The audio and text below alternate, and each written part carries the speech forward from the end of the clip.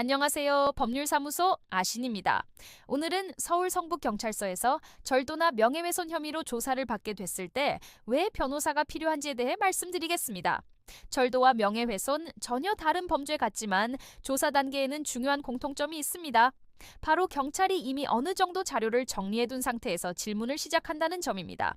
절도는 물건을 가져갈 고의가 있었는지가 핵심이고, 명예훼손은 사실을 드러냈는지 공공의 이익을 위한 것이었는지 아니면은 비방할 목적이었는지가 쟁점이죠. 그런데 막상 조사에 들어가면 당황해서 상황을 설명하려고만 하다가 나도 모르게 불리한 진술을 하게 될 수 있습니다. 아, 그런 뜻이 아니었는데 라고 생각해도 조사 서류에는 이미 범행 의도가 있는 것처럼 정리될 수 있거든요. 말의 뉘앙스는 사라지고 건조한 문장만 남게 되는 겁니다. 예를 들어 절도 사건에서는 물건을 돌려줄 생각이었는지 피해는 회복됐는지 초범인지에 따라 사건의 방향이 완전히 달라집니다. 무조건 아니라고 부인하거나 섣불리 전부 인정해버리면 오히려 더 불리해질 수 있습니다. 명예훼손도 마찬가지입니다. 사실을 말했다고 해서 무조건 처벌받는 건 아닌데 어떤 표현을 어떤 맥락에서 썼는지에 따라 판단이 갈립니다.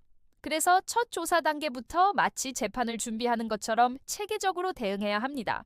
또 중요한 점이 있습니다. 이런 사건들은 형사처벌로만 끝나지 않는 경우가 많습니다. 절도는 민사상 손해배상으로, 명예훼손은 위자료 청구로 이어질 수 있죠.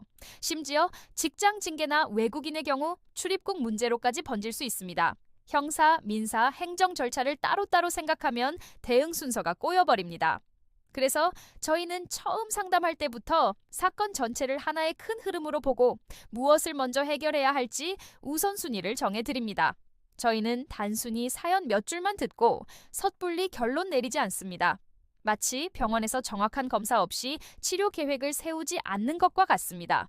언제, 누구와 어떤 관계에서 어떤 일이 있었는지 차분하게 하나씩 확인하며 사건의 진짜 모습을 파악합니다. 때로는 저희가 맞지 않는 것이 의뢰인에게 더 낫다는 판단을 내릴 때도 있습니다. 불필요한 비용과 마음고생을 덜어드리기 위한 최선의 선택이죠. 저는 2009년부터 법조인으로 일하며 항상 사건의 절차와 전체적인 구조를 먼저 보는 훈련을 해왔습니다. 2014년 법률사무소 아신을 연 이후로 지금까지 수임료 문제로 분쟁 한 번 없었던 것도 과장된 약속보다는 정확한 설명을 중요하게 생각하는 저희의 원칙 덕분입니다.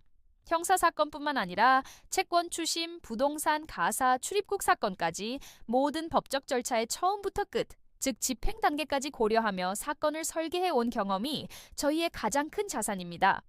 결국 변호사의 역할은 단순히 말을 대신 해주는 것을 넘어 복잡하게 얽힌 사건의 방향을 올바르게 잡아주는 길잡이가 되는 것입니다.